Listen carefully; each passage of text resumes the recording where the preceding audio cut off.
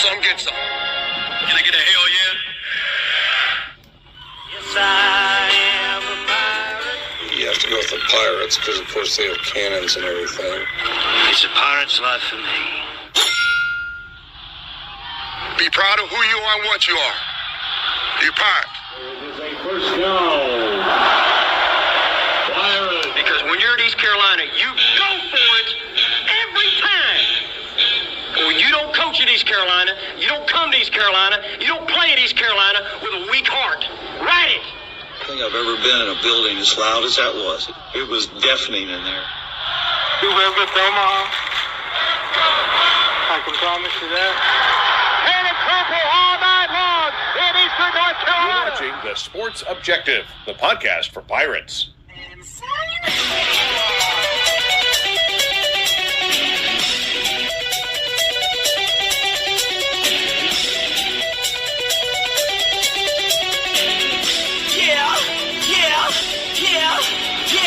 My heart is purple and gold. I'm a pirate down of my soul, and I don't back down, not at all. Find out when the cannons explode. All right, welcome into TSO on Deck. It is baseball season almost as we're getting ready for the 2026 campaign. It is baseball eve. I guess that's what you want to say, but let's bring in my good buddy, and we've been together as far as the show almost 8 years. March 1st will be 8 years. Kyle from LaGrange Barber, how are you? But romantically longer than that. What's going on there? Yeah, but that's okay. You outed me. Thank you. I outed myself, apparently. What's going on there? News to me. Breaking news. What's going on, guys? Yeah, baseball eve, if you will. Pirates start the college baseball season tomorrow, along with everybody else. Open up with Xavier. So big week in college baseball. I remember back in the day, there was different start dates. There was not a universal start date in college football for years and years. And now we all start the same day, Friday the 13th this year, and we'll see how the series goes with Xavier. I'm going to JR, who's in Greenville, North Carolina, getting ready for the big baseball extravaganza this weekend. We'll be talking about that. JR, Johnny Stats Robertson, how are you? Wow. Yeah, less than 20 hours now. It's crazy. It's crazy. It took forever to get here. Now it's like, oh man, I got to make sure I get everything ready to go. I think I have that, and I can't wait. Oh, wait a minute. You're not JR can't wait so much. His audio's messing up. Yeah, you're not in Haymarket. You're like in Greenville. I don't know. Let's go to Alan Vick, my buddy. 30 years in July. He's known me 30 years. And I've loved every one of them. Every second of it, right? Every second of it. Yeah. Kyle, do you know why Alan is a friend of mine? This is a true story. Because you guys worked in radio together? Yes, but those of you remember Circuit City, Alan and I will testify that they had the best CD collection, and that's how I hit it off with Alan Vick. Of course, we're in radio, but he had like a stack of CDs he bought, and I had a bag from Circuit City. That was one of our first conversations, and because of those wonderful CDs and that CD collection, that's how I became a friend of Alan Vick, or he became a friend of mine. Awesome. My favorite place to buy CDs back in the day was Camelot Music. Oh, yeah. Camelot was great. I loved it. Hey, y'all hear me now? Yes. Yep. I don't know what happened. We were talking for 20 minutes before the show, and now I apologize for that. I'm not sure what happened, but yeah, less than 20 hours. I can't believe it's finally here. Took a long time to get here, but Kyle, yeah, we all start on the Friday the 13th, but everyone tries to find a way to get themselves in the spotlight. So they're having a tournament in Puerto Rico. So if you really want to get your fix of college baseball, you can tune in at 9 a.m. and watch Wake Forest and Houston go at it in Puerto Rico. So there you go. If you want to get ready for the season, but I'm kind of glad. Everyone, I'm sure by now, knows that the Sunday game has been moved to Saturday, so we'll have a Saturday doubleheader. But that means now we can watch, other teams in the conference play on Sunday, and we can watch the Daytona 500. We can do a lot of things, so it's not terrible news. I wasn't, disappointed to hear that we got a doubleheader on Saturday. Yeah, you guys have to put up with me for a doubleheader, 2 games, not one, but 2 games on Saturday. Yeah, this is like the fourth time this has happened in recent years, so it's not really unusual this time of year. I can't remember the last time we actually had a decent weather weekend all 3 days. Ooh, It's that's been a while. tough one. Right, Yeah, it has, weekend. Alan. Yeah. We need a dome. We need a dome where we can put it over, like a dome you can put over the field, and Thriller Dome or something we put over the field, and then once the weather gets good, you can. I know that'll go over really well. I'm joking. Yeah. Well, obviously, it is what it is, man. It's college baseball in February. It's just how college baseball is. If you're not in Florida or the deep, deep South or California, you know you're gonna have to deal with this. It's just how it is, and it's part of the game. So you deal with it. Good thing is both teams have to deal with it, and we got home field advantage. And you like you said, Jr. It's not that big of a deal. It's not ideal. You'd rather play Friday, Saturday, Sunday, but it is what it is. This is opening weekend. You're gonna see this all over the country. Yeah, definitely, Kyle. Yeah, and we could be a situation where we're a team in the North where we're actually having to play on the road for like a month or so. So I like the fact that, like I tell the story in 2019, it was myself, Kyle, Jessica, Alex, and Bubba.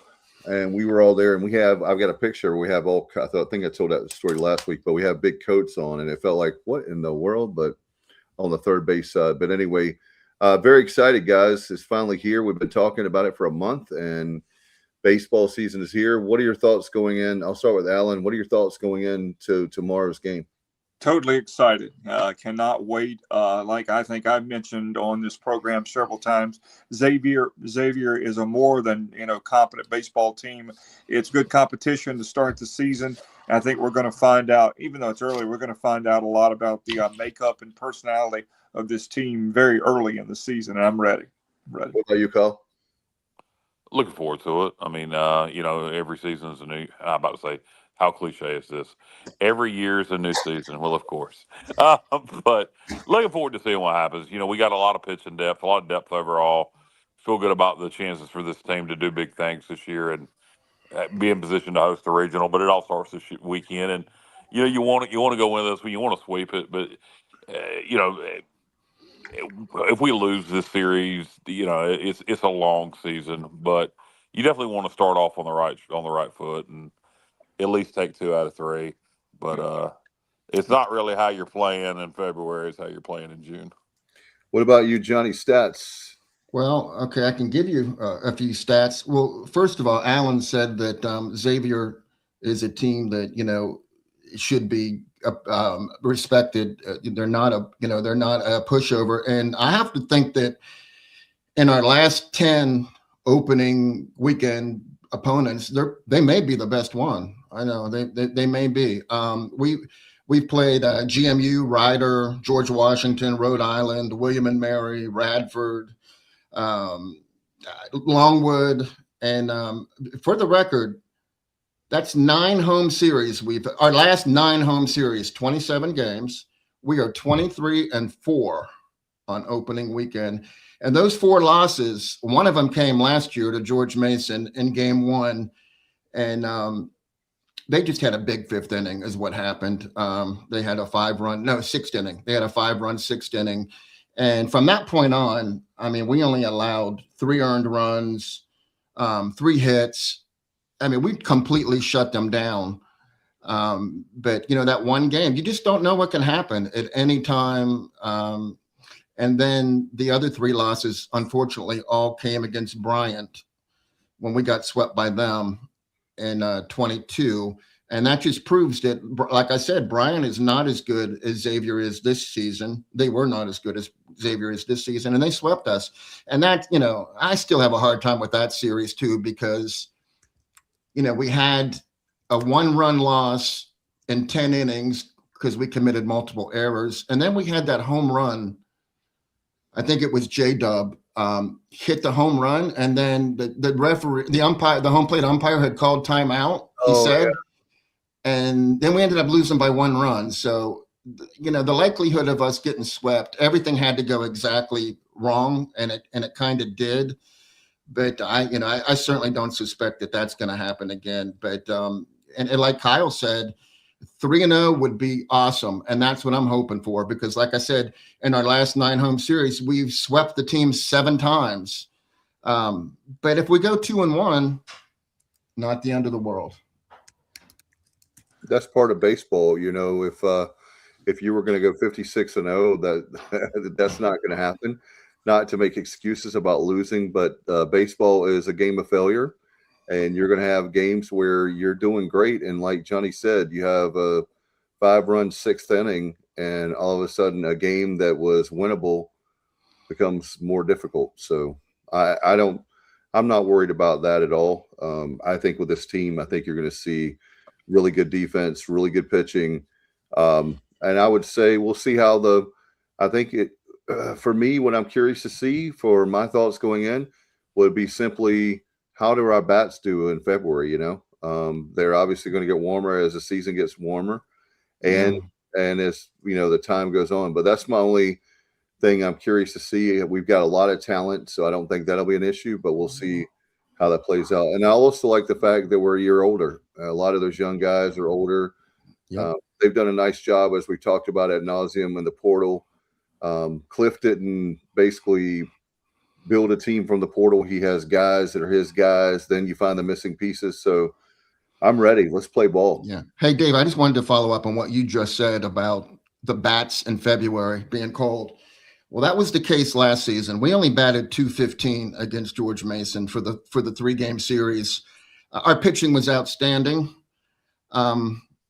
Our pitching was outstanding in the last 3 home series that we had, but our bats, I think part of the reason was it was cold, but like you said, we had a lot of freshmen, and it took them a while to adjust to this game, even though they've had fall ball and scrimmages and all that stuff. It's just a little different when it's everything counts and you're playing for real. But in 2023 against George Washington, we batted .376 for the series as a team and scored 43 runs in 3 games. In 2024 against Ryder, we batted .350 as a team and averaged 10 runs per game. So the bats don't have to be cold in February. And I'm thinking that they may not quite be as cold as they were last season with the George Mason series and the .215 average. Yeah, I agree. Let's do you guys. All right, so I'm gonna throw this question out to you guys. Last year we won 33 games. Johnny, help me out. I think that's right off the top of my head. 33 games. Had the slow start, but I'm gonna go 40 games over under. What do you think for this season? I'll start with Alan and put him on the spot. Over. Kyle. I'll go over, count postseason play. Yeah, we're counting the whole season. How about Johnny Stats Robertson? What do you think? Over under 40 games, we win. Oh man, I mean, I don't want to put any pressure on the Pirates, but if we don't go over 40, something went wrong, in my opinion. I mean, yeah, I'm over 40. I'm definitely buying on that. Yeah, I am too. I was thinking about that today. I said I'll save it for the show tonight, but I'm definitely going over. Yeah, 40. hey, you shorted us 2 games. We won 35 last year. If you count the 2 wins against Florida that happened down at the Coastal Regional. Okay. All right, so 35 games. All right. I count them. Definitely. Yep. Really. So, JR, looking at Xavier, you studied their roster. So we'll start with their Friday night guy. How good is he? Is he your typical Friday night starter you got to worry about, or is he an average weekend starter? Okay, so he's first team All Big East. Xavier only has 2 players on the first team All Big East team. He's one of them. He's a right-hander. He's got really good stuff, Kyle, but he has some control issues. So, and normally you can tell, right away with him if you follow his pitch track. Like if he zones in early, he's usually okay, but he can get into a situation where he's just not, finding the plate as often as he should, and he walks a lot of people, hits batters. So we don't know which Peach we're going to get. His name is Ryan Peach. Don't know which one we're going to get. Hopefully we get the Ryan Peach that's not quite in the zone, but when he's in the zone, yeah, he's as good as some of the other Friday night starters we're going to see in the American. What year is he? I think he's a senior. Or He's is he a a junior? He's a junior. Yeah, he is a junior. Okay, so he may have improved from his sophomore season to his junior season on control. You see that lots of times with guys get more maturity, but first team All Big East. You're saying obviously a quality pitcher. Yeah. Hopefully, the Peach we see will be the Pitts. I like that, Alan. I like it. Hey, they did lose their best pitcher, Kyle. The guy that he's not. I'm not going to say he was their best pitcher, but he pitched the most innings. Ben Weber. He went to Virginia Tech. So I mean, they have pitching depth, but besides Ryan Peach, none of it is proven at this level. So right. I'm wondering what we're gonna see in the two games on Saturday for them. So they did they attack the portal, or are they going on guys that were on the roster last year who weren't starters? When you say it's a mix, but like just like a lot of these schools that I've been looking at that are in our conference, I've been trying to preview them. It's the same situation where they're from junior colleges or Division III, and you don't know, or even Gardner Webb. I mean, you don't really know what this guy. They have a pitcher from Gardner Webb. Tanner Thomas is not a pitcher; he's an infielder, but he batted .284 at Gardner Webb, and now he's he's a Musketeer, and you would think that he would have a decent batting average. And I'm using Gardner Webb because that's at the top of the chain. Some of these schools, I mean, you just don't know if these kids are going to be able to handle Division I pitching or hitters. Yeah, and that's interesting. I mean, you can get film on anybody. So Division II, Division III, whatever, there's film on these guys. So we've been able to do some scouting. But, you feel like, at least you think, who knows, they may, take a guy from D3 and he may be one of the best pitchers in Division I this year. But you feel like if you can get past their Friday night guy on paper, you like your chances. Yeah. Oh, absolutely. I agree 100%. Yeah, and that's the curiosity I have as far as the doubleheader. Alan, do you feel their pitching is good enough for the two games on Saturday? Yeah, you look at the pitching staff. They're the prototypical 6'2", 6'3". The guy tomorrow's 215. The first guy on Saturday's 190. So, like Johnny said earlier, they've got really good stuff, but they're a tendency to be wild, and that's something hopefully that we can take advantage of early and often is the wildness. Yep. Yeah. Stay away from the free 90s for us, maybe they will give us free 90s. Walks, steals, all that. It's interesting about that, JR. It sounds like that our approach this year may be more aggressive at the plate versus taking so many pitches. I think so. I'm interested to find out, Kyle, but that's what I expect. I guess that's what I hope for too. I was just going to say, for the fans out there that don't want to hear every name on the roster and their meaningless stats, because at this point, I'm a stats guy, but nobody has any stats that are remarkable. So I'm not going to mention them because they're very average at best. But I will say, if you want to pay attention, that maybe the key to success for us, other than how Ryan Peach and the pitchers perform, is Connor Mish, their first baseman. He's first team All Big East as well. He played in every game last year. He's the Big East Player of the Year preseason this year. He batted .332 last season. Not a big bat. I think he had 4 home runs and a couple of triples, but he knows how to get on base. He knows how to drive in runs. And then the outfielder, Clay Burdett, he had 13 home runs last year and batted .292. So they do have, those are two huge pieces that are coming along. And their shortstop, Donovan Canterbury, he only played, I think he started less than half their games. But, he had a decent batting average of .286. So, they might have some stability at shortstop. So those are the players I would watch for that you want to see. If we can keep them in check, maybe, we'll have our better chances. No doubt. If you have a question or comment for the panel, or myself, you can put that in we're on Facebook. We're everywhere, man. Facebook, LinkedIn, YouTube. We're on X, Instagram. So appreciate everybody. A lot of people watching and listening tonight, guys. Appreciate it very much. By the way, we're going to get back to baseball. I did want to ask you guys, as far as our friends that are in the jungle, and Johnny, I know you are, what changes can people expect before this weekend? As far as, is there anything different as far as parking or different things? I know they're doing the construction there in the third base side and left field, essentially. So what can you tell us about that you know? Who, me? Yeah.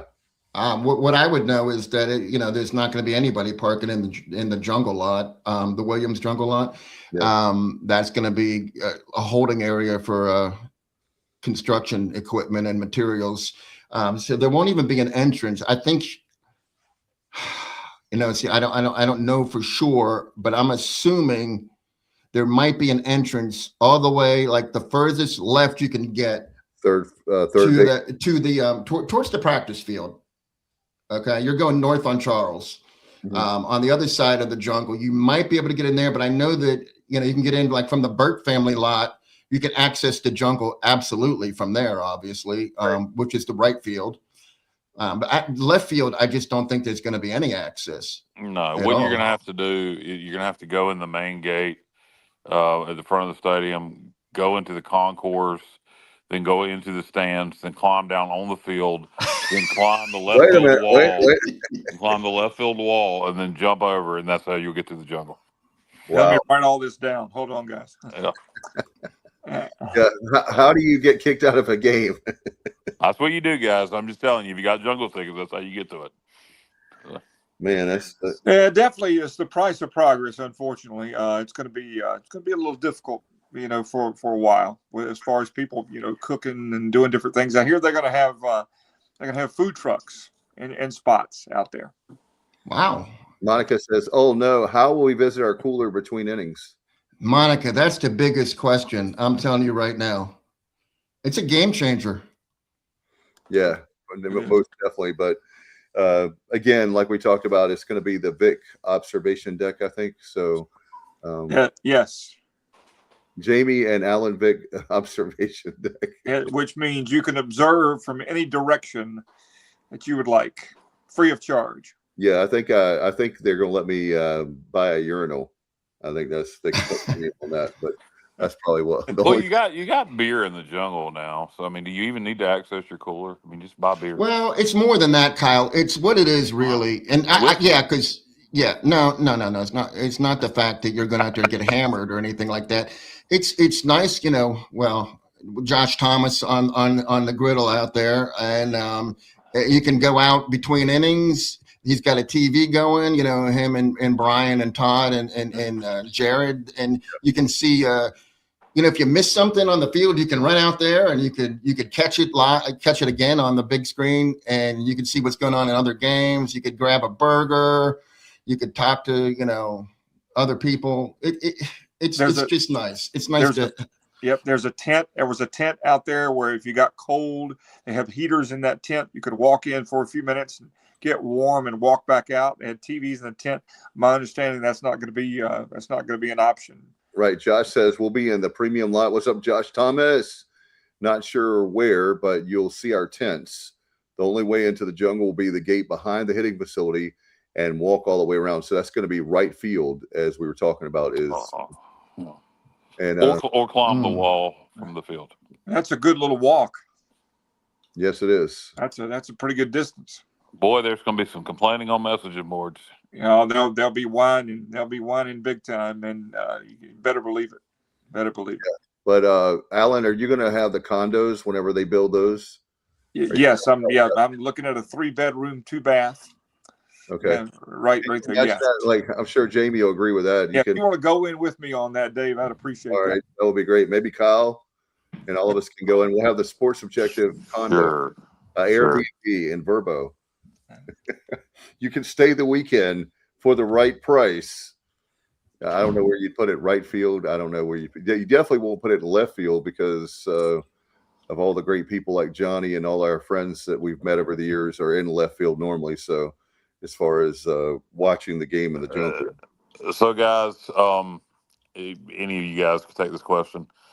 Who on the East Carolina roster are you looking forward to see their progress from the 2025 season to the 2026 season the most?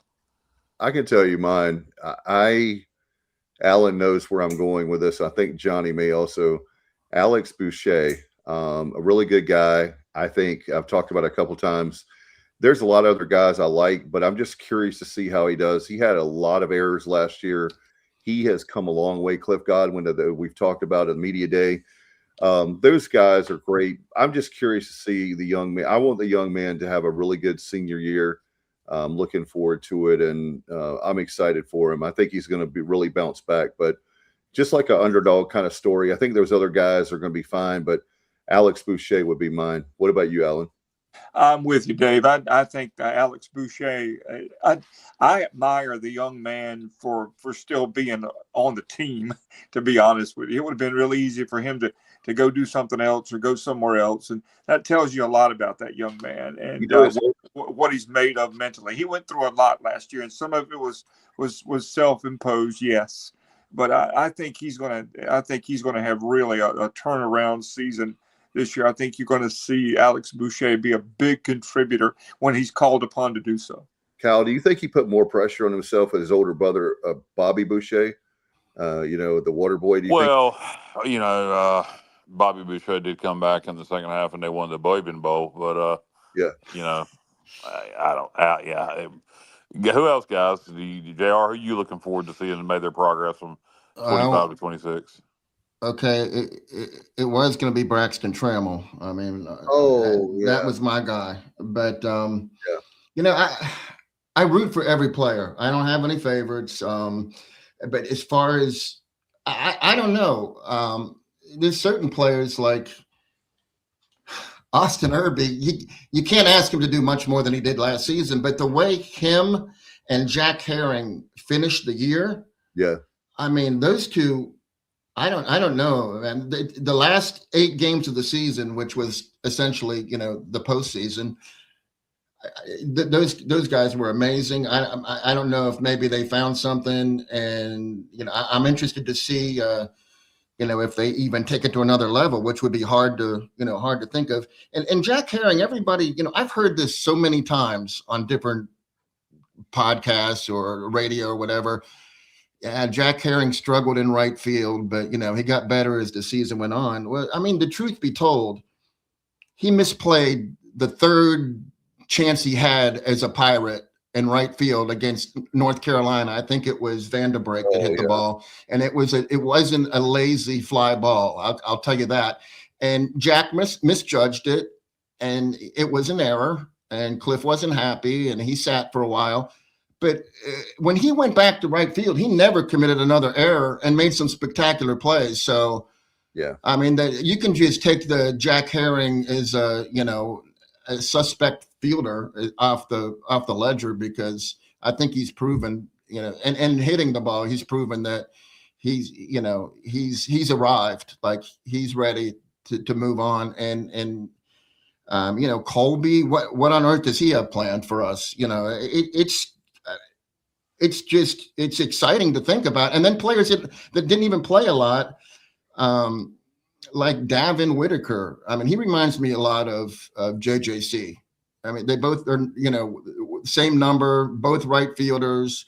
I like that kid, but I mean, it's just that, he's buried on the depth chart, but when he gets his chances, I think he'll respond when he gets his at bats. And someone that did play a lot, and people don't know if he's going to be able to hold on to his job, is Alex Peltier. And I mean, I'm rooting for that. So I'm going to go with Alex Peltier as my player to see what he does from last year to this year, because I think he's got it in him to be a major, major contributor. No doubt. What about you, Kyle? Do you have anybody in mind? Honestly, no. I'm just honest to see how the team has progressed as a whole from 25 to 26. Just the way we finished the season, with the conference tournament and then going into the regionals, we were a completely different team. And, just looking forward to see how we carry that momentum, how we've grown from it, the pieces we've added in the portal, guys have matured. So just looking to see as a whole how this team is, advanced from last year. And then you look at the new hitting coach, and a lot of optimism, and there should be around this team. I mean, this is. Last year, I would say it was a disappointing season, but the way it ended, I don't guess it really was. We kind of ended where we wanted to end in the postseason, making a run in a regional. This year, everything is there for us to be back in hosting position. And once you're in hosting position, your odds of making Omaha increase substantially. So, no doubt. I've said super regional team, and I hope that we have a little bit extra. And finally, Alan Vick, are we going to do a road trip? Johnny, are you going to drive all the way out to Omaha? I'll be there. I mean, if in fact, when we reach Omaha, not if, when we reach Omaha, you can count on me being there, no matter what it's going to take. And it might take, some creative logistics on my part, but I will find a way. Absolutely. You can just fly. You can just buy a ticket and fly. Hey, Alan, will Jamie let you out of your house to go? Jamie will let me go. She will encourage me to go and stay gone for a couple extra days probably. But yeah, that man, what a trip that would be. We'll make some arrangements somehow, some way. If that happens, we'll have to figure out a way to do the radio thing, some way else or whatever. But we got to make that happen. Bill Meadows told us a few years ago that on our show that when we make it to Omaha, he knows Do you think he's going to remember this day? Yes, I do. No, we'll have him back on the show. Obviously, we'll have back on the show, and we'll make it work. But I tell you what, that'll be there's don't they, guys? You guys probably know this better than me. I'm a college baseball fan, but not to the level of you guys, particularly JR. But with the College World Series, they do a whole they friggin' bring in like a state fair type thing. They have rides and concerts and everything that go along with the baseball, with the World Series itself in Omaha during that time, don't they? Oh yeah. It's a whole family atmosphere, the whole 9 yards. Yeah, I've had a couple of friends that have gone out there for different teams, and it's a big deal. It's a big deal. Josh, I know that Josh is going to be out there, and definitely has. We got to. By the way, he told us a few shows ago that we need to make sure that we have Airbnb. Make sure you have a hotel room. Go ahead and do them now, and then cancel them close to the time if we don't make it.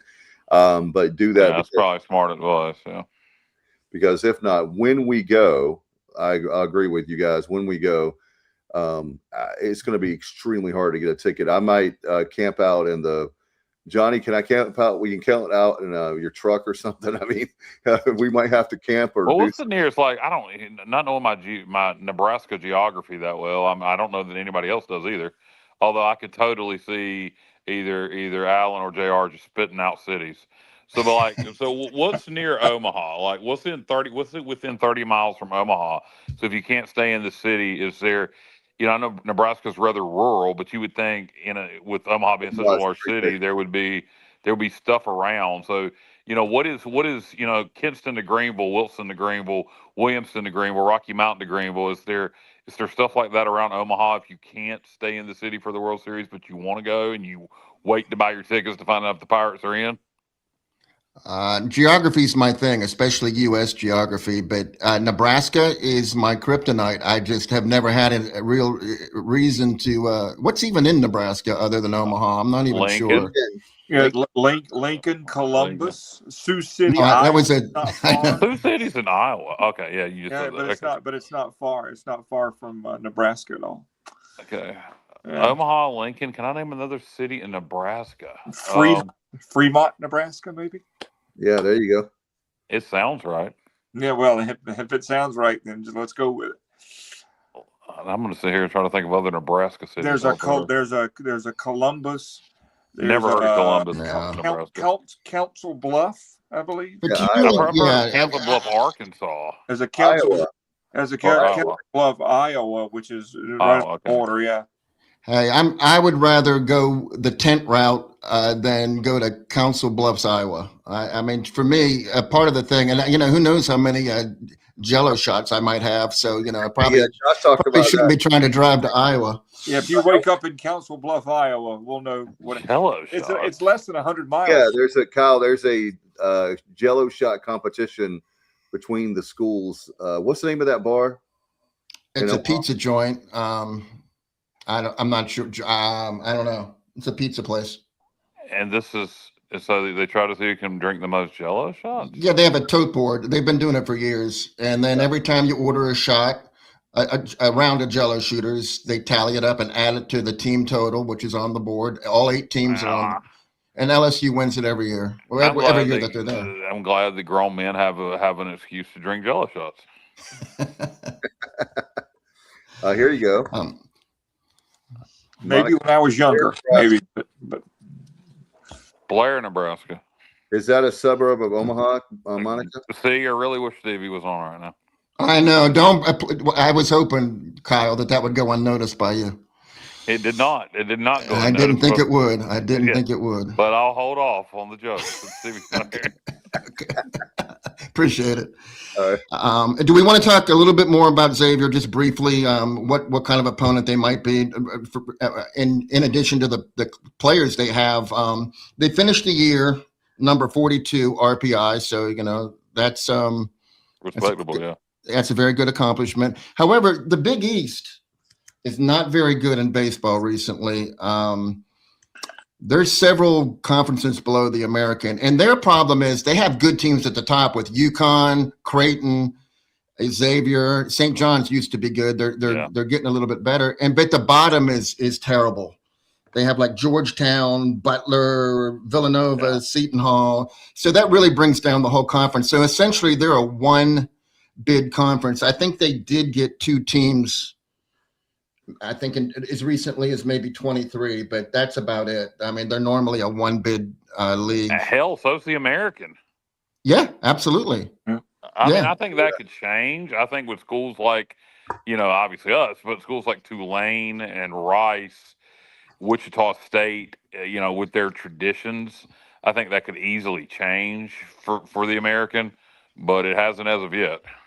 Well, Xavier's certainly playing a challenging schedule this year. Didn't I read somewhere that I think 10 teams on their schedule, made postseason last year? Yeah, they sure did, Alan. And 17 of their first 18 games are on the road. I mean, but last season was even worse. They played their first 22 games away from home because they had some neutral site games. They played in a tournament out west. But anyhow, they didn't play a home game until the 23rd game of the season. Can you imagine going through that? Can you just imagine being on the road for that length of time? It's crazy. And for the record, they've been in Florida. They've been down at the what's the name of that high school that's the academy, IMG. They've been down at IMG practicing because there's 0% chance they could get anything done in Cincinnati. So they've been down there. So they're coming here from there. How long have they been in Florida? I think they were there for 5 days. Okay, all right. So nothing crazy. No. So I think they practiced 3 of those 5 days, Kyle. From what I'm pretty sure, from what I can decipher. Okay, so from you mentioned them being in Florida. So I actually had a question for you. Said that, JR. So you talk about their schedule, so many games on the road last year, so many games on the road this year. Last year, more importantly than this year because it's their first series, but last year, did they play anybody in the South? Did they go to an Ole Miss, a Mississippi State, a LSU, somewhere with a really good baseball atmosphere? They go to Arkansas. They go to Arkansas this year. No, I meant last year. Last year. I mean, they went to Stanford. That's not the South. They played at Knoxville. They went to and then Vanderbilt, Tennessee, and Vanderbilt. They went back to back. Well, I don't. And then LSU. Okay, so LSU. Okay, all right. So there you go. That's the trifecta. I was trying to. Well, I don't know how really good the atmosphere is at Tennessee for baseball, but national LSU, champs. Yes, I still don't know how good the atmosphere is, but LSU, yes. and Vandy, you'll get whistled at. So they've seen, they got a bunch of new players, but they've seen hostile. I was trying to see, if this would be something new for them coming into this environment with the jungle. And, nothing, we arguably have the best environment in college baseball, but they've been to LSU. They've seen it. Yeah. One final schedule quirk. They're the opponent for 3 teams opening home weekend. How did that? I botched that completely. Okay, so they're playing. They play 3 teams this weekend. That's unbelievable. So they're playing at ECU to open up this is our first home weekend, obviously, and then they're playing at Arkansas. That will be Arkansas's first home weekend. And then they're going to Oregon State, and that will be Oregon State's first home game. So, I mean, they're like the opening day home opponent for 3 teams and 3 good teams. So, yeah, they're really, no kidding. Yeah. I got to think if they win two out of those 9, they're doing something, and 3 would be like spectacular, in my opinion. Boy, you look at that thing, and they may be looking at the schedule with East Carolina, Arkansas, and Oregon State and thinking this is their easiest of the 3. I mean, which is insane. That's brutal. That is a murderer's row to open your season. I mean, you got to travel to East Carolina, a team that is, year in, year out, a regional team, super regional team, perennial top 25 team. Arkansas, a team that's been to Omaha many times. Oregon State, a team that's won it all a couple times. I mean, they'll be battle tested by week 4. No doubt. By the way, John White, former pitcher for the Pirates, says Xavier RPI was very high because of their out of conference. Yeah. I mean, that's. Obviously playing the schools they played last year, and they're doing it again this year. I mean, their philosophy is clearly play the best to get ready to win the conference and try to be ready for postseason play. So they're very aggressive scheduling wise. So, man, their head coach won't shy away from anybody. That's impressive. That's got to be in the top 5 toughest schedules in the country. Absolutely. Easily. Absolutely. Got to be.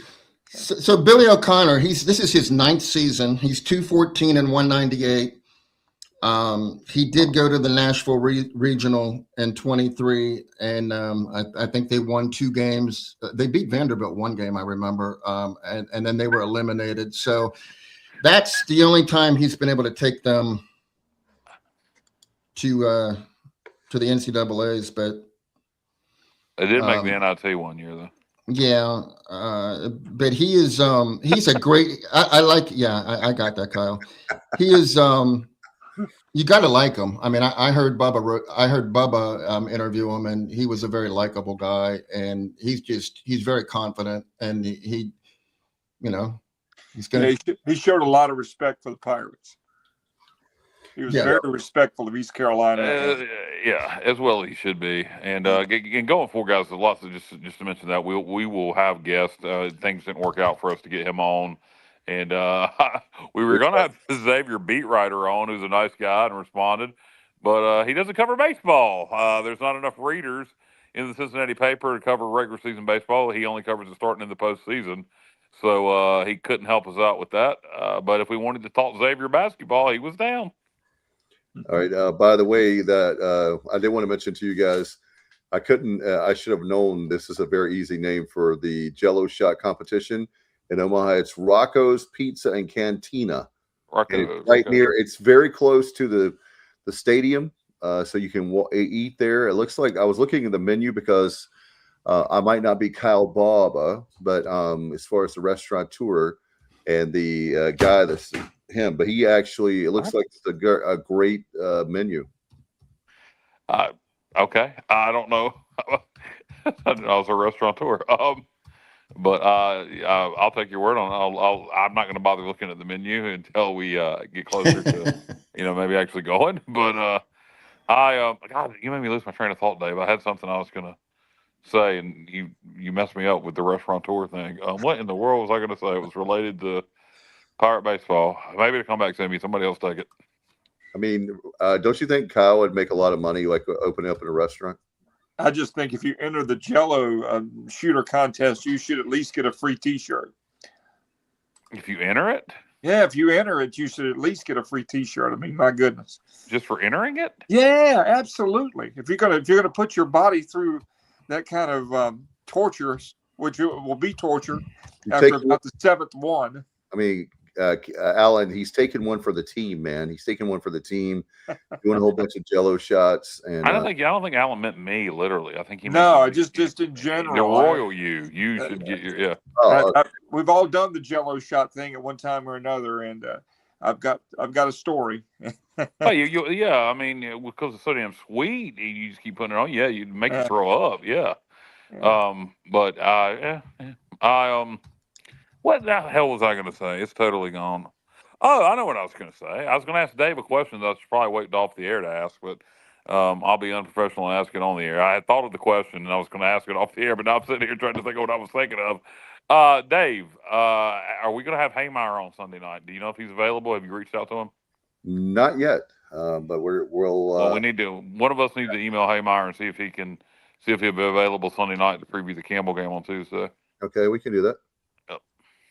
So let me know if you're going to. If not, I will. That's behind the scenes stuff on the air, fellas. All right, that's called an audible at the line of scrimmage. Omaha. Speaking of Omaha. Well, I thought of it, and I was sitting there thinking, what did I think of? Then I realized it wasn't nothing to say on the air, but I'd already talked about it, so I was like, I'll just go and ask. No doubt. I'm sure everybody wants to have Haymeyer on. We wish he was here all the time. Speaking of that, hey, here's a transition. Who's calling the games for the Pirates? It's going to be the same guy that did it last year? My understanding. Yeah. I haven't heard any other names. What's his name? He did a pretty good job. Is it? He did a good job. Nobody remembers his name, and that's not a bad thing. I mean, like he's not. Well, I think that had a lot to do with people tuned out. The casual fan tuned out. Dylan Johnson. That sounds Thank right. you. It is Dylan Johnson. Well, I think a lot of people tuned out until the postseason, until we started playing good ball again. So he didn't get heard or seen, or however you want to say it. People didn't watch or listen to him as much as years past because we struggled so much in the regular season. Yeah. And so they primarily just heard him in the beginning of the year and then at the end during the conference tournament and the NCAA tournament. And but I thought he did a good job. I mean, you're replacing he's not replacing Corey. Well, we have Scooter. But still, he's new. But I thought he did a good job, and this year hopefully he'll have more fun during the regular season. Yeah, guys. Speaking on that, we just passed the 3rd anniversary of losing Jeff Charles. Yeah. Wow. I thought we just needed to mention that. It seems like it's been longer than that. Yeah, that was February 10th of 2023. Yeah, I remember texting Alan, and because Alan and I were close to him, and I didn't want to start rumors, but I started getting texts. Yeah, I did too, Dave. I remember we were probably texting each other also, and I remember I forgot the first person that it was on a Friday night. Yeah, and I'm trying to remember the first person I heard it from. But I remember reaching out to different people, and it was so strange. And I remember the person that confirmed it. I won't say on the air, but once they confirmed it, I was like, "Oh my God!" So I but you're right. A good call on your part by bringing that up, Alan. Yeah, Jeff Charles, absolute legend. Pirate, Pirate Athletics hasn't been the same in terms of listening to it since he's been gone. I mean, I think, God, see, if we had one permanent voice, I could remember their name. Jim Zoki. But Zoki does a good job with football. And if Zoki wanted to be the permanent voice for the Pirates, I would be okay with that. Yep. But, I don't even know who calls basketball. Okay, great. But I mean, I wish we need that. The coaches show you got Patrick Johnson doing it, or I go. We need that voice and that face for Pirate Athletics, and things didn't go well. With our buddy there, who's still, by the way, employed by Duke, but couldn't get employed by. Huh? I was going to say that was a question I was going to save to another show, but since you, thank you, Kyle, for bringing that up. I was thinking about this in it was sometime before the end of last year. So, but I haven't, felt like a reason to ask the question, but you brought it up now. Would you guys, has it been enough time? Would you guys hire Chris Edwards? Because I like him a lot. I would hire him. I think he's a really good guy. I think it's not going to happen with John Gilbert here. I think if eventually there will be a change in administration, and John seems to be in no rush to hire a permanent voice for the Pirates. So if that position is still opened, my first choice then was before mentioned Chris Haymeyer. If you can get Haymeyer, that's who you get. Then you don't. But Chris Edwards was my second choice then, and he would still probably be my second choice now. I think what Chris did was stupid, but I think the whole situation could have been handled differently. First, on his part, look, we knew he wanted that's the whole thing, Dave. We knew he wanted damn graduate on the show, and we thought we were wrong. I remember Bubba and I talking about it, and us thinking we were wrong. And how in the hell us doofuses on the Sports Objective knew he wanted a friggin' graduate, and the university couldn't figure that out. So a lot of that's on the university when we knew it. They should have. They should have asked us. Not only that, but here's my thing.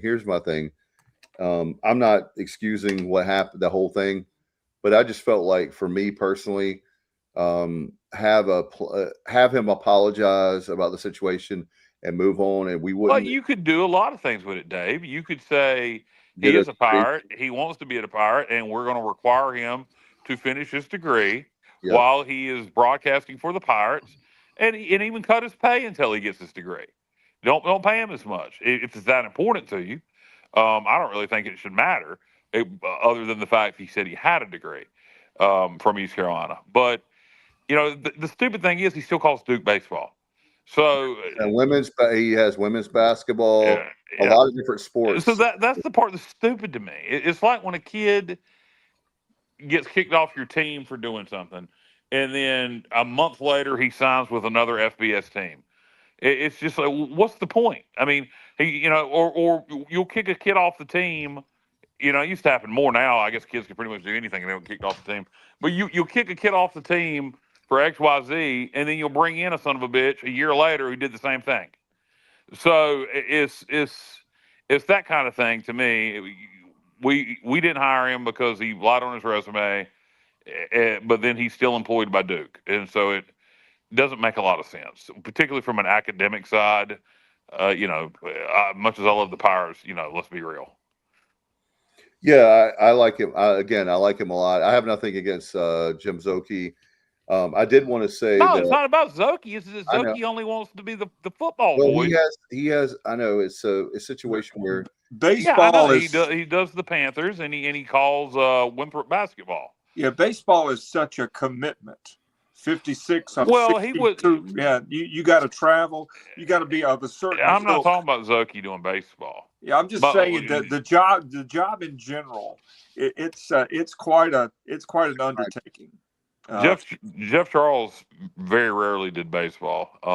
He would do it after basketball finished. But you could tell. I don't think he ever left. Just listening to him call it. Yeah, that wasn't his first love for sure. No, and you could tell. And I just wish we had a voice in general. And then for baseball, Corey Glorhead became the voice. Of course, he had the opportunity to move on to Tulane. Can't fault him for that. But just wish we had that guy. Haymeyer does do everything, but Campbell is kind of a different animal. Yeah, well, you have to hire somebody and give them something other than just the play-by-play duties. They have to have a job in the university, because most people can't travel, 26, 27, 28 weekends a year just doing baseball. Financially, it just doesn't work. You have to do something else to make a living, and that's the hard part, is finding someone who can do that, because you want to be consistent. And that's a tough undertaking to do that. Baseball. Oh yeah, and as far as who we have currently, there's nothing wrong with that. I mean, he'd probably be doing baseball regardless if we had a full-time play-by-play guy for basketball and football. and the coach's show, etc. But what's his name again? His name is Dylan Johnson. Yes, he did a good job last year. He got better as the year went on, and that's what you look for. Just like the team, he got better. And by the way, guys, one thing I will say, and this is not a dig on the university, I don't like the fact that Playfly doesn't have us on a local channel anymore as far as Inside Pirate Athletics. I think that should be as far as the coaches show. When Blake Harrell now we got it just on YouTube, I think. For me, that's something that they said they didn't Playfly didn't feel like they could. I guess they felt like they couldn't sell it anymore or whatever. But I think there's a lot of stuff you could have done with that. I still watch it. Maybe I'm one of the only ones that watch I think the old format's dead, but I think you could do it differently. I think you could switch to a documentary. I don't know how easy it would be to turn that around from Saturday to Sunday, but I think if you could do it documentary style, more going in, following the team that way, and then flip it out if you could get that out on TV for Sunday. But the old format's dead. Right, but I miss the days of the call-in show, but the problem was... Oh, God, me too. With the radio call-in show, it was the same 5 people every week. Well, the call-in show went away. The call-in show went away because they didn't want Scotty Montgomery to answer questions from Kyle from LaGrange Barber and the like. Yeah, and I'm just not saying you specifically, but it was the same 5 or 6 people. Yeah, but that's the reason why they didn't want Scotty to have to answer. Jeff Confer didn't want Scotty to answer questions for people. They said that and maybe that was the real reason, but that was the real reason. Well, there's a lot of shows, unfortunately, that don't do that anymore. I know now, but they were starting to back then by they were having you tweet like different schools tweet the question. Yes, I know. Yeah, and then all of a sudden we jumped on the bandwagon when we should still keep. That's something that I wish that we would still do, but. I guess I'm a radio nerd. Or the call-in shows are one format that they should have stuck with. Absolutely. And they had major technical issues with the callers and things like that in the last couple of years of taking calls too. It was bad. It was bad. Just get Shirley in there; she'll get them straight. Shirley, we love Shirley. Yeah, we love Shirley. She is she's one of a kind, that's for sure. I love her. Did a great job keeping the guys on the fifth quarter calling show straight. Oh my goodness, I'll never forget 2 or 3 years ago. I've still got the audio somewhere where the guy slipped a word in that he shouldn't have said. I thought her head was going to blow off her shoulders. It happened this year too, and she's got a fast trigger finger to cut them off. Now I'll tell you what, she let me get away with it one time. I said shit on the air, and then immediately said sorry, and they didn't cut me off. This guy 2 or 3 years ago used the N-word. Oh, wow! It got through. Yep. And boy, I thought for sure that she was going to find out where that guy lived and change his life forever. You know? They should have repeatedly said, well, if he could have lied about where he was from and stuff. But he didn't say it as derogatory. You'll have to hear it. I know what he meant. You know how kids. Okay. That's a fast. You know how kids throw that word around. He's my friend. He's my buddy. He's my. That's exactly what he did. Yes. Alan, didn't that happen to Kyle Larson? Isn't that pretty much what happened to him? Yeah, they were doing the eye racing, and that's exactly why they were on there, and he was talking to one of his buddies, and dropped the word, and it was not in a derogatory fashion. No, and no R, by the way, no R involved in that whatsoever. No. I think that's one of those things that God knows we really shouldn't have got on this topic, but it's just one of those things. It's dangerous. Plus, I think it's one of those things that if you're white, you really can't identify with someone who is a black person, how it can make them feel. But I think also the context of how you're using it should be taken into consideration. Yeah, I agree, Kyle. I think it's but I will say I hear you, but again, I feel there's a lot of people out there that they use that as an excuse to use that word. Yeah. if you hate that, if Well, you I hate don't that even word, think. Dave, I was going there. I I but think it was somebody like Kyle Larson, or if you go back to the thing with Hulk Hogan.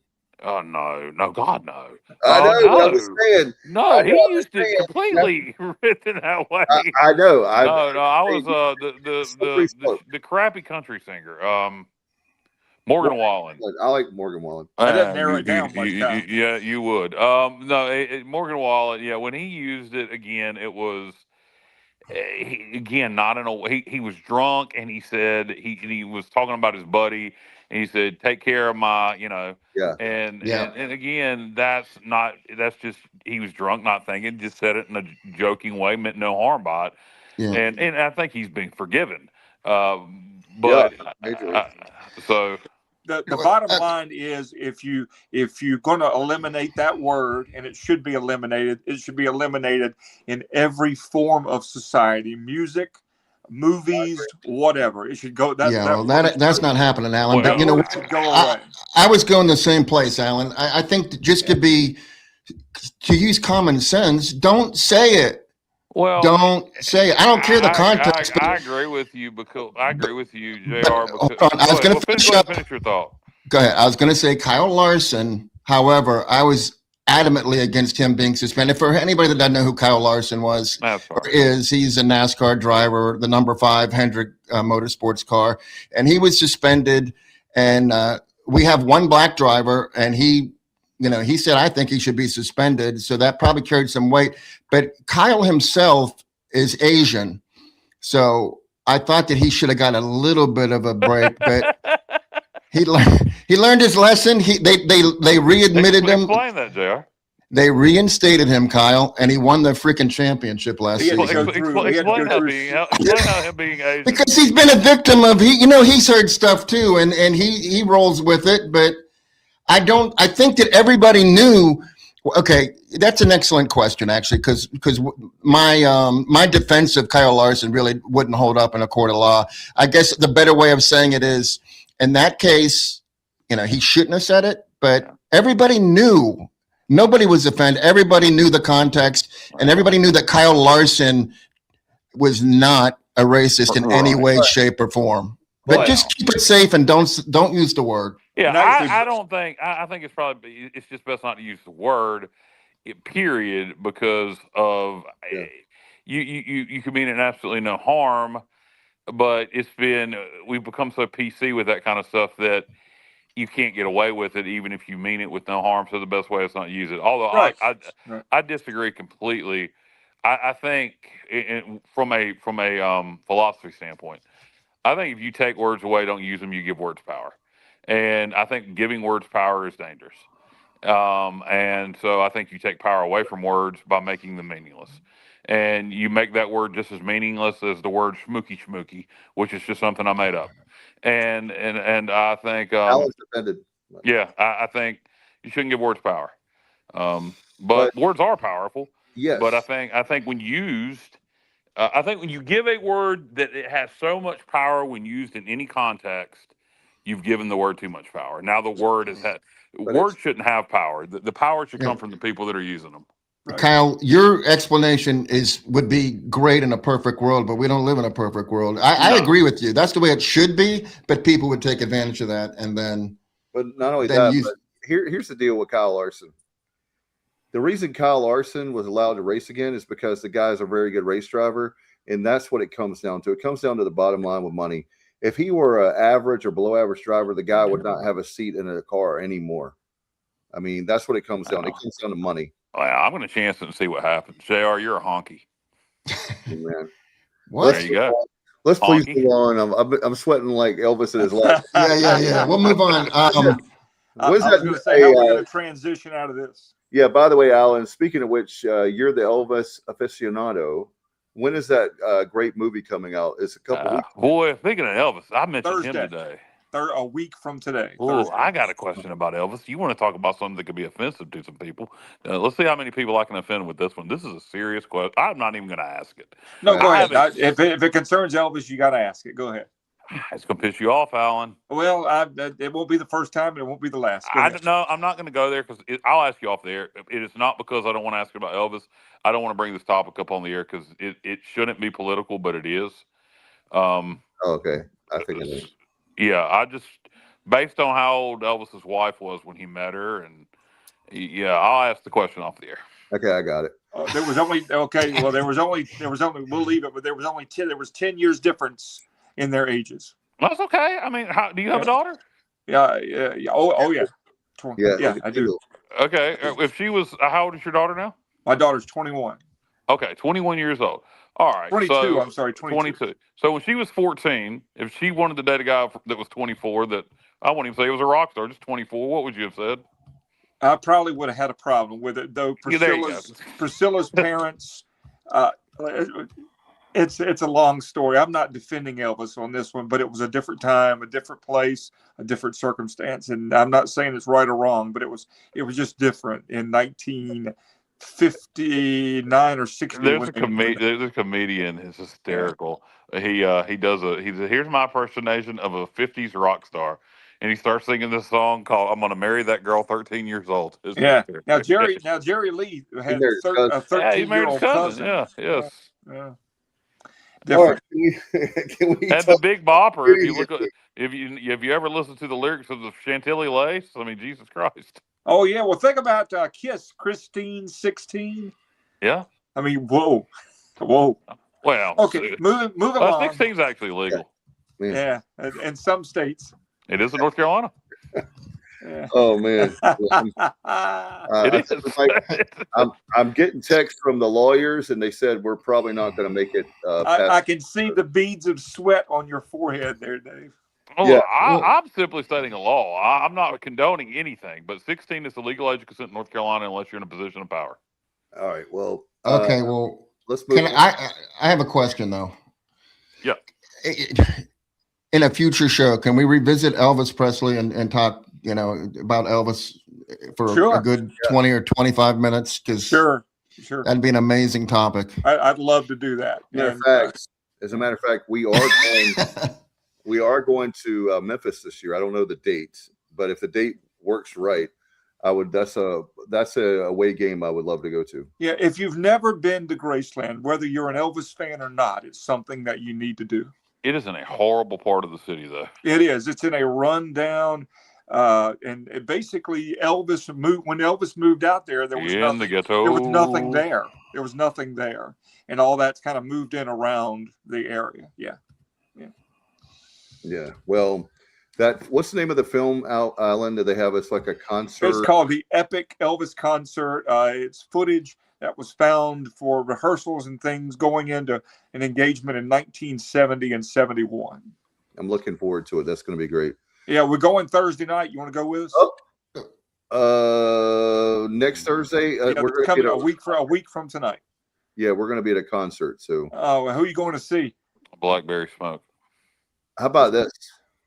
Is that the Blackberry Smoke concert? Yes. Yep. Okay. Well, you and I will go at any date you want to go, Dave. We'll go. All right, sounds good. How about this? Morgan Wallen for the halftime show next year. No.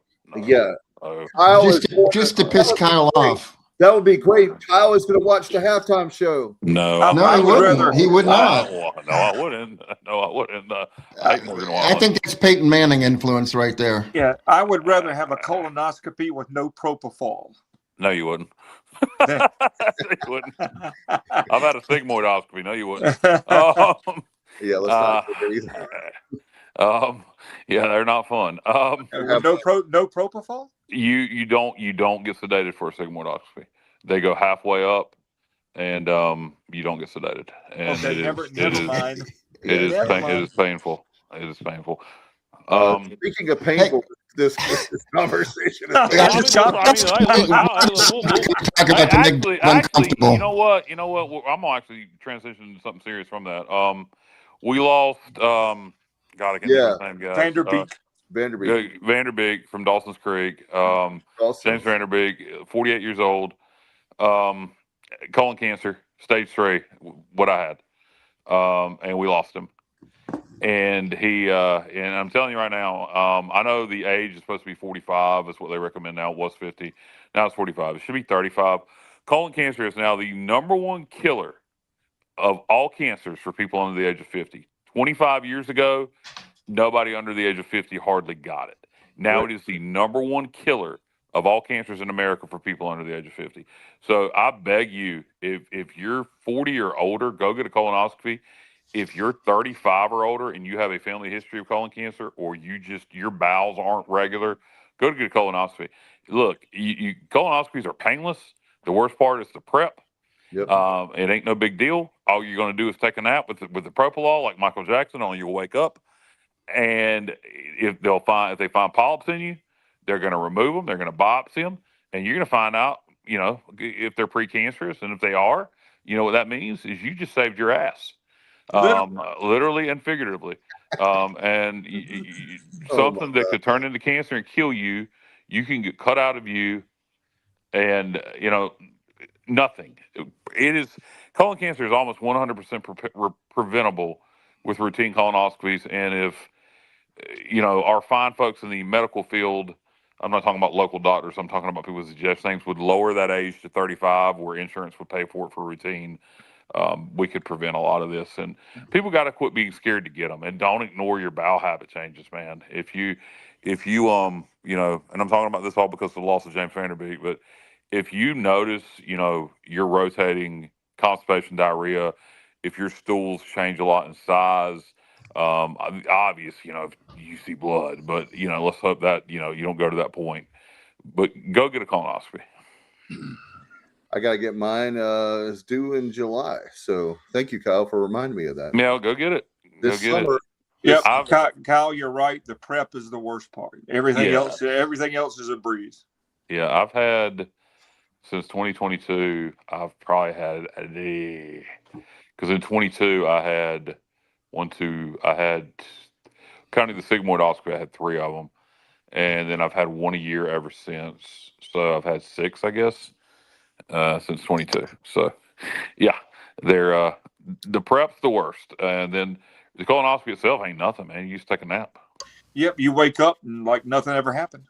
Yep, exactly. It is very easy compared to the alternative. So, guys, do you have anything before we get out of here? I know we've been talking a lot, but Alan, what are you doing for Valentine's Day? Putting you on the spot. Can you tell us on the air? Or? Yes, I'll tell you what we're doing. Our friend and your friend and mine, Nikki Harris. Yeah, I'll be there.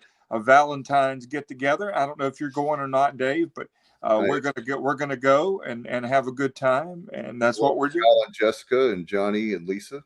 Yeah. Me and Johnny are getting together. I was unaware of that. I better inform Lisa. Yeah, it's gonna be a big time, Johnny.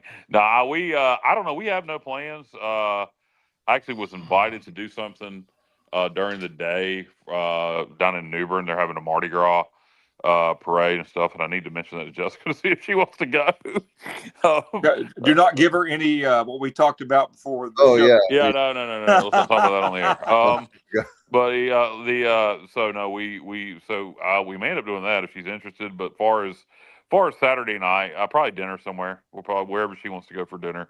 Somewhere in between Greenville and New Bern, Goldsboro. I'll go as far as Raleigh, but wherever she wants to go for dinner, that'll be our big plans for Saturday night. No doubt. So we'll definitely have fun. I'll be there with you, Alan. So I'm giving you looking forward to seeing you, man. There's going to be the wife normally doesn't go, but she's going to go this time, and some Jamie's friends. going? Yeah, Jamie's going. Let me write this. Some friends of mine that have never been to one of Nikki's gatherings is going, so it'll be a good time. Kyle, you'd have a good time. Yeah, you need Johnny. It's basically sitting around playing guitars, singing songs, whatever you want to drink. Alan's the host. I whatever I hosted. Did you kick that one idiot out there, Dave? Yeah. Okay, good. Good. Yeah, I sure did. I'm sweating. I tell you, this is like one of the shortest. Well, there's nothing that should make you sweat, Dave. You go back and listen to what we talked about. Nobody said anything controversial. No. I know. I'm talking about that. What was that comment? that wasn't us. So, Yeah, I that know, was nuts. I didn't see it. I have to go back and look at it. I didn't. Well, Well, it's yeah, removed. let's just say somebody was proud. Yeah. But Oh man.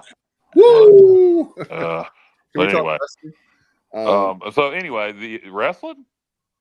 Yeah, anything right now. Did Alan? Did somebody said let's talk wrestling? I did. Yeah.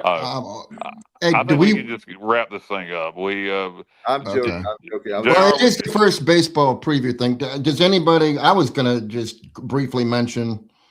I like to root for everybody else in the conference. I rarely do that, but when they're playing, teams out of conference, I root for them so that it makes our strength of schedule better. So I was just gonna quickly say who everybody was playing this weekend, but go for it. Yeah. That's fine. okay. The hardest game, UAB has to travel to Florida to take on the Gators, who are licking their wounds after we took them out twice down in Conway, and they don't have their head coach because of the shenanigans that he pulled with Parker Bird pregame. So they won't have him for the first 3 games. So, but other than that, that's a tough opening series for UAB. Some of the easier ones, Wichita State is playing Northern Colorado out of the Summit. UTSA has got South Dakota State at home. They're also out of the Summit. Those should be easy games, I would think. South Florida has got Illinois. They're from the Big Ten, but the Big Ten in baseball is Not good. mediocre, and Illinois is at the bottom. So that USF, that's a good first series for them. Tulane's the only other team other than UAB that has to travel. They're going to Loyola Marymount. Loyola Marymount's not that good. So Tulane. where are they located? That's in California. Okay. I want to say it's on the coast of California. Okay. Yeah, the only reason I know that Loyola Marymount is Hank Gathers. Hank Gathers. Yeah, Hank Gathers. And then Bo, what was the guy Kimball. that? Yeah, Bo Kimball. yeah, Bo Kimball. Yeah. Okay. So then the rest of the schedule is I'll briefly go. Florida Atlantic, they're at home against Notre Dame, and Notre Dame is probably mid-pack of the ACC, so that'll be a tough one. Charlotte has a relatively easy series. They get San Diego out of the West Coast Conference. Although San Diego is supposed to be much better this season. They've had their moments. Yeah, they've had their moments. And then Rice is hosting Northwestern, another Big Ten team that's not, very good. Memphis is hosting Toledo. So Toledo might be able to visit Graceland while they're down there and at least get that going. And I think I covered them all. Yeah, that's Sounds it. like it. Loyola Marymount is in Los Angeles, by the way. Okay. I've heard of that. I've heard of Los Angeles.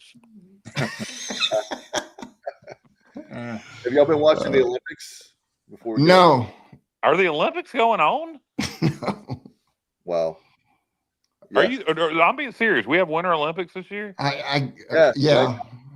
Yeah. All right. I am serious as a heart attack. Well, Lindsey Vaughn, you haven't been keeping up with Lindsey Vaughn? I haven't. I didn't. Are y'all being serious? The Winter Olympics are going on. Yes, sir. Yeah.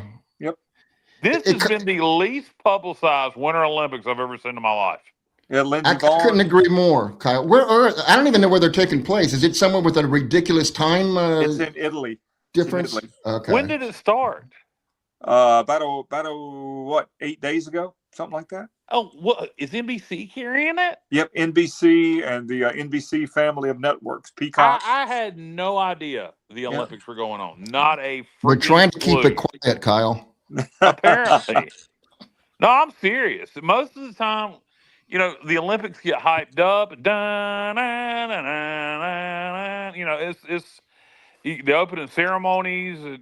I can't believe Okay. Honestly, Alan carried the torch somewhere. That's par for the course.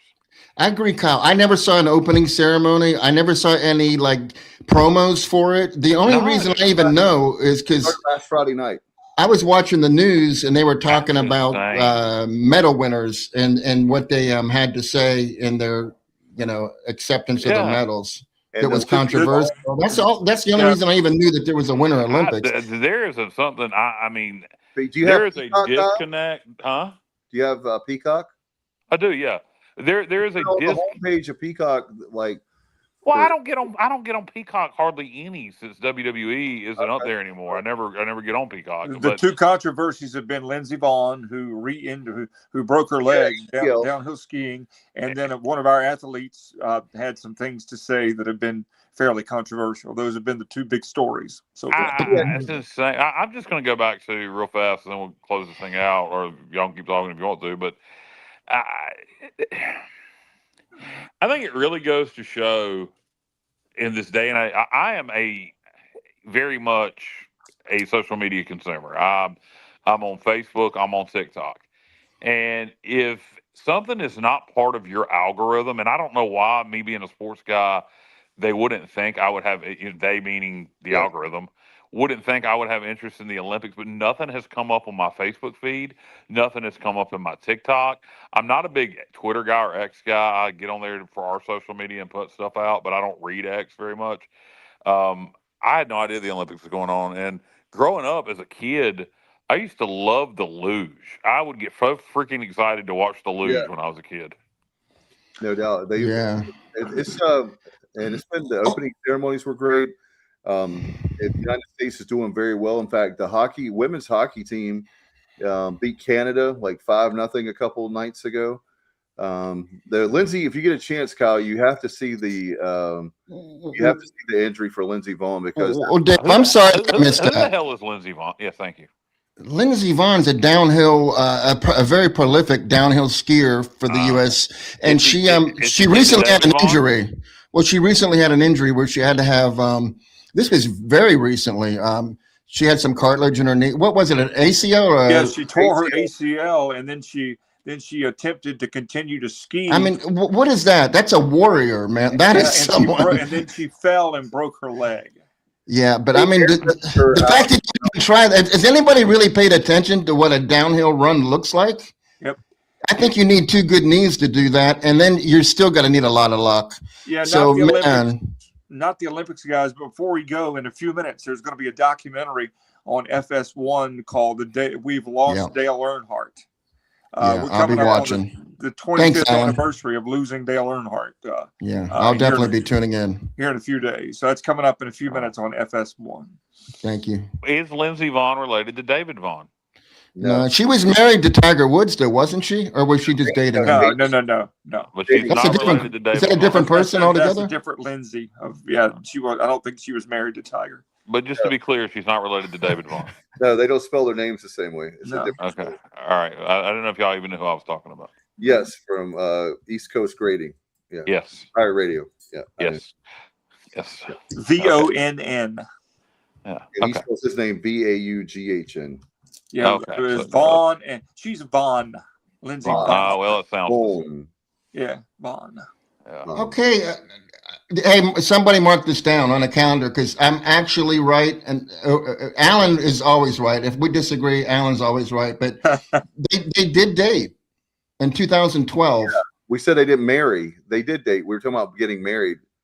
She wasn't married to him. She dated him. No, I know. I said or girlfriend, and then I thought, okay, I'm sorry, Alan. I thought you said no. That's a different Lindsay. That is what he said. Yeah, I did. I did not realize they dated. I'm sorry. Yeah, they did. I did not realize that. Hey, when it comes to pop culture, I'm the guy that's least in the know. So I every now and then I surprise myself. Yeah, she's not the guy. She's not the girl that took the club to him though. No. That was the wife. That was the wife. Elle. Yes. What's her name? All right, so good luck to the Pirates, and those of you that are in the jungle will make do for a year. And I can't wait for the stadium. That's going to be awesome. The indoor practice. Yeah. Anyway. What? Hey, before we get out of here. Huh? Well, I did see a picture of all of the outfield padding in a dumpster. Well, in 3 dumpsters actually. So I guess they're replacing all of the padding for the entire stadium. So I don't know if it's going to have the same advertising on it, or advertising on it, or Or if you it's. didn't go dumpster diving and try to find it? I would. You know what? It's already. They already got rid of it. I would have done that, Kyle. I was in Virginia when I realized it. Kyle's going to jump over the left field wall. Do it. Hey, I That's got the That's the only way to get to the jungle. Yeah. So anyhow, I'm interested to see what the outfield wall looks like. It's gonna have a picture of you on it. That'd be awesome. In left field, yeah. It's like Johnny Stats right there with a big picture of you on it. Oh man. All right, guys. We'll get out of here. Thank you guys so much. Good luck to the Pirates. We'll be back on Sunday night, our debut episode of Extra Innings. So we'll be doing that pretty soon. And we'll have good news. We'll have good news to share with everybody. Guest Sunday night. And I'll be here on time next time, I promise. Yeah, we'll have a very special guest. If we can't, What if, Alan? What if Meyer? We'll just make somebody up. What if the Daytona 500's in a rain delay and then we get overtime or something? Oh, I'm going to be here for this, and okay. I like that. I like that commitment. Okay, I'll be here. All right. And my prediction for the Daytona 500 is Lake Speed for the win. Hey, Number 9. Hut Strickland forever, baby. Hey, I told Dave, I'm gonna present you with that on Saturday. I really appreciate 124, the 164. We're gonna take a picture together and send it to Hut. Yeah, we'll send it to Hut. That'll be cool. And you gotta make sure that you do that at Nikki's. We can have a video and everything, and we can put it on our Facebook. Yeah, Hut's in Orange Beach, Alabama. That's where he's awesome. And Lake Speed was right next door in Mississippi, and he drove the spam car, Kyle. Yes, I know. Lake Speed was a world go-karting champion. There you go. All those guys at that level are a champion at something at one time of their life. I am a lawnmower champion, but a push mower. Yeah, push mower champion. Joe Nemechek. Joe won some races. He won front row Joe. Kyle knows more than Kyle knows more than we think he does. I used to watch NASCAR all the time in the 80s and 90s. I just don't give a crap about it anymore. But yeah, I was a huge NASCAR fan in the 90s. I was a Sterling Marlin guy. Were you one of those that thought NASCAR died when Earnhardt died? No, I was a Kyle Petty fan. Oddly enough, I met Kyle Petty when I was a kid. He had the same name as me, and met him in '86 or '87. And since he had the same name as me, he was my driver, and I stayed with him even through all the rotten years, from peak performance antifreeze to Mellow Yellow. Last win for Kyle was Dover, 1995. Yep, I remember it well. June 4th, 1995. Came really close to winning Dover again, and then also came really close to winning Watkins Glen one time. Yeah, we used to go to Rockingham every year, and he dominated for about 3 years. Yeah, but no, it wasn't when Earnhardt died. I actually became a Dale Jr. fan after that, just because the whole situation, and it's been in the last, I'd say since 05, 06, 07, that era, that I really lost interest in it. It's just not, the drivers don't have personalities. There's no south to it. And I'm glad NASCAR is getting back to its roots in terms of the tracks, the return to North Wilkesboro, doing the return to Rockingham for the Truck Series and the Busch Series, doing the Clash in Winston-Salem. But the problem is, and I don't know where you'd find these boys at unless you just run around to Eastern North Carolina and South Georgia and some of these small tracks and got some of those. We need to appeal to the kind of fans. You got to appeal to your diehard fan base. And the win on Sunday by the manufacturer on Monday days are gone, unfortunately. Yeah. And that's part of the problem. Everybody used to be a Chevrolet guy or a Ford guy. I disagree, dude. I disagree. I'm telling you, I didn't give a damn about that kind of stuff. As a diehard casual, if that makes sense, to me, it was all about the personalities. It was like wrestling. There's no Dale Earnhardt. There's no Rusty Wallace. There's no Texas. The Intimidator, Texas Terry Labonte. You had these guys that were larger than life personalities with these accents and these, Richard Petty with the cowboy hat and sunglasses, and now you just got generic white boy over here. It was great here driving the Wells Fargo Chevrolet, and we had a really good day. Just shut up, dude. Nobody wants to hear you. You sound just like the other guy that was just talking. Okay, well, I have to introduce you to Ross Chastain, driver of the #1 Chevrolet for Trackhouse. Where's he from? He's from Florida. Chase Elliott's from. He doesn't have the accent though. Chase Elliott, #9, is my guy now. He's got a little bit, but you're right, Kyle. I'm trying to think who has a big personality. I'm trying to think right now. They all are generic little. Chastain's about as unusual as anybody. He's got a really. I've interviewed Ross 3 or 4 times. I'm telling you right now, if you put me as the CEO of NASCAR, I'm going around the little dirt tracks throughout the. I'm finding some redneck boys and going to the Midwest and finding some nasal little assholes like Rusty Wallace. I'm getting some personality. I don't even care if they can drive. In fact, maybe driving worse would make it more fun to watch. We're gonna carny this thing up. All right, Dave, you ready to go? Or you mean you're ready to go? Yeah. I mean, well, since when are you ready to go? You're normally the one who wants to go all night. How about Austin Dillon? Kind of guy. Alan, Austin Yes, Dillon. He's just not really a factor anymore, but he's got and Kyle Busch still has a personality. Well, and Kyle won the pole. Yeah, but not a very good one. Yeah, Kyle won the pole for this year's 500, so that was pretty cool.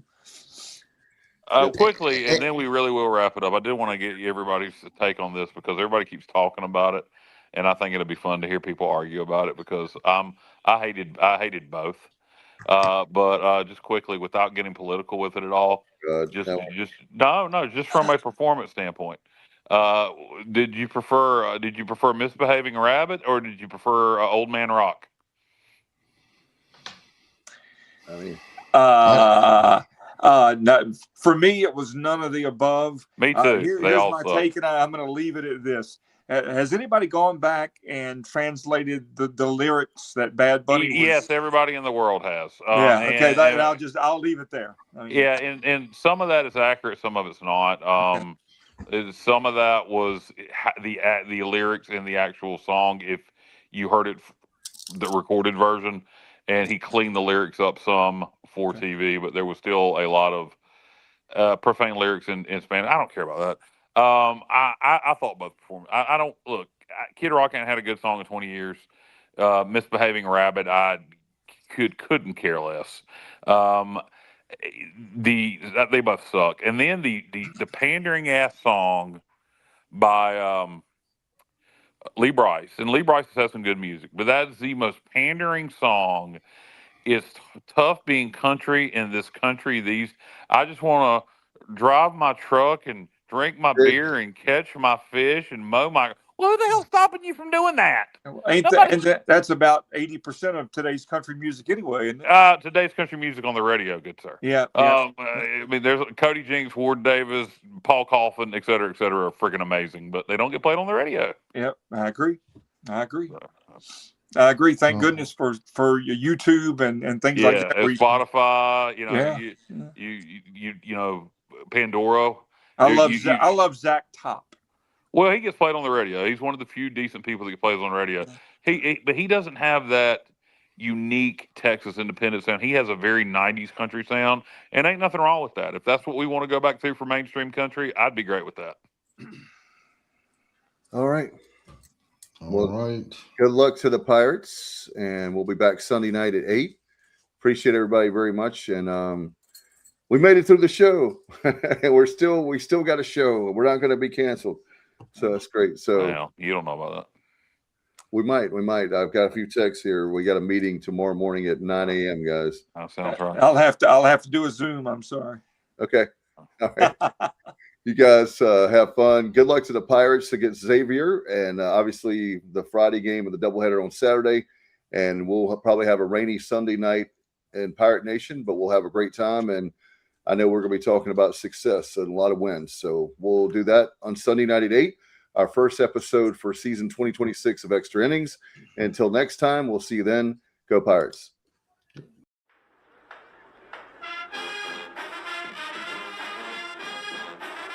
You're watching The Sports Objective, the podcast for Pirates.